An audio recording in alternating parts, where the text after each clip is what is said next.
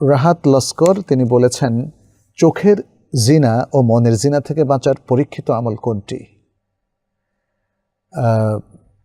এখানে পরীক্ষিত আমল বলতে কি বোঝাচ্ছেন আমার কাছে ব্যাপারটা ক্লিয়ার নয়। তবে ইসলামের দৃষ্টিভঙ্গি কি সেটাই আসলে জিজ্ঞেস করা উচিত, কারণ ইসলাম সবচেয়ে ইফেক্টিভ নসিহাটাই আমাদেরকে দিয়ে থাকে, বা সবচেয়ে কার্যকর নির্দেশনাই ইসলাম আমাদেরকে দিয়ে থাকে। চোখের জিনা কেন হয়? চোখের জিনা হয় যদি আপনি নারীদের দিকে তাকান, যদি আপনি নাটক দেখেন, যদি আপনি পর্নো দেখেন, যদি আপনি সিনেমা দেখেন, যদি আপনি যেগুলো হার্ড কপি পত্রপত্রিকা, সিনেমা পত্রিকা, সিনে ম্যাগাজিন, যেখানে অশ্লীল ছবির ছড়াছড়ি রয়েছে সেগুলো দেখেন, যদি আপনি এমন কোনো আড্ডাখানা যান যেখানে মেয়েরা বেপর্দা, এমন কোনো প্রোগ্রামে অংশগ্রহণ করেন যেখানে বেপর্দা মেয়েরা ফ্রি মিক্সিংয়ের মতো ঘোরাফেরা করছে, তাহলে তাদের দিকে তাকানো, এগুলো সব চোখের জেনা। তাহলে এগুলো থেকে বাঁচার পরীক্ষিত আমল হচ্ছে এগুলোর দিকে তাকাবেন না। আচ্ছা, শুধু তাকানোটা বন্ধ করলে হবে না, আপনার মনকেও আপনার একটা তারবিয়াত দিতে হবে। মন এবং চোখ এ দুটোকে সংযত করার মধ্য দিয়েই আপনি চোখের জেনা থেকে বাঁচতে পারবেন। আল্লাহ সুবহানাহু ওয়া তাআলা সূরাত নূরের মধ্যে দুটো আয়াতে পুরুষ এবং নারীকে বলেছেন তারা যেন চোখের দৃষ্টিটা সংযত রাখে। যেমন পুরুষদেরকে প্রথমে ক্ষেত্রে বলেছেন, কুল্লিল মুমিনিনা ইয়াগুদ্দু মিন আবসারিহিম ওয়া ইয়াহফাযু ফুরুজাহুম।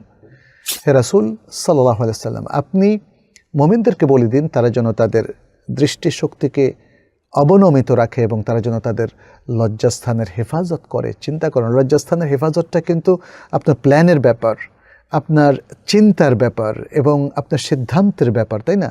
তাহলে দুটো জিনিস এখানে একসাথে, এক চোখকেও সংযত করা আর একটা মনকেও, বাসনাকেও, প্রবৃত্তিকেও সংযত করার দুটো কথা একসাথে আল্লাহ সুবহানাহু ওয়া তাআলা পুরুষদেরকে বললেন। দ্বিতীয় আয়াতে তিনি একই কথা নারীদেরকেও বলেছেন, মুমিন নারী, ওয়াকুল্লিল মুমিনাতি ইয়াগুদুদনা মিন আবসারিহিন্না ওয়া ইয়াহফাযনা ফুরুজাহুন্না।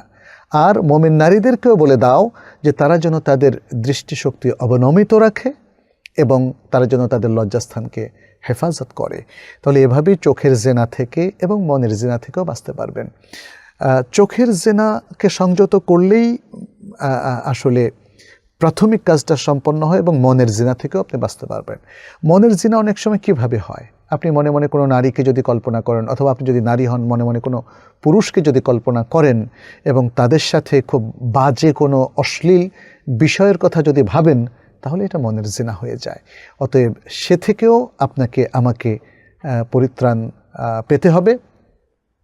এবং আমরা আজকে শুরুতে শয়তানের কথা বলেছি, তাই না? তাহলে শয়তান যেন আমাদের অন্তরের দখলটা নিতে না পারে, সেই জন্য আল্লাহর যিকিরের মধ্যে থাকতে হবে। এবং আল্লাহর যিকিরের মধ্যে সর্বোত্তম হচ্ছে যেমন সালাত, বিশুদ্ধভাবে সালাত পড়া, সালাতের সাথে কানেক্টেড থাকা, ফরজের বাইরেও প্রচুর নফল সুন্নাহ এগুলো পড়া। দ্বিতীয়ত হচ্ছে কোরআন তেলাওয়াত। আপনি গাড়িতে যাচ্ছেন, আপনি ট্রেনে ভ্রমণ করছেন, প্লেনে ভ্রমণ করছেন, আপনি কেন গান শুনবেন?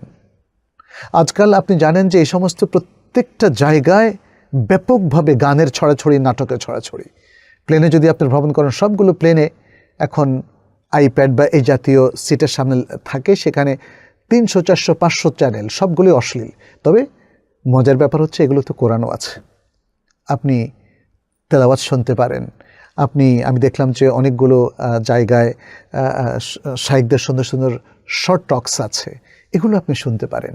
তাহলে এভাবে নিজেকে সংযত করার মধ্য দিয়ে মনের জেনা থেকে আপনি বাঁচতে পারবেন। মনের জেনা থেকে বাঁচার জন্য মনটাকে আস্তে করে ভালো কাজের সাথে কানেক্ট করা এবং সত্যের সাথে কানেক্ট করা, কোরআনের সাথে কানেক্ট করা, ভালো আখলাকের সাথে কানেক্ট করা, অশালীনতা থেকে নিজেকে মুক্ত করে সব ধরনের শালীন জিনিসের সাথে নিজেকে কানেক্ট করার তারবিয়াতটা যদি নিতে পারেন, তাহলে চোখের জেনা, মনের জেনা, হাতের জেনা কিংবা কানের জেনা, এসব কিছু থেকে আপনি নিজেকে বাঁচাতে পারবেন। আল্লাহ যেন আমাদেরকে সে তৌফিক দান করেন।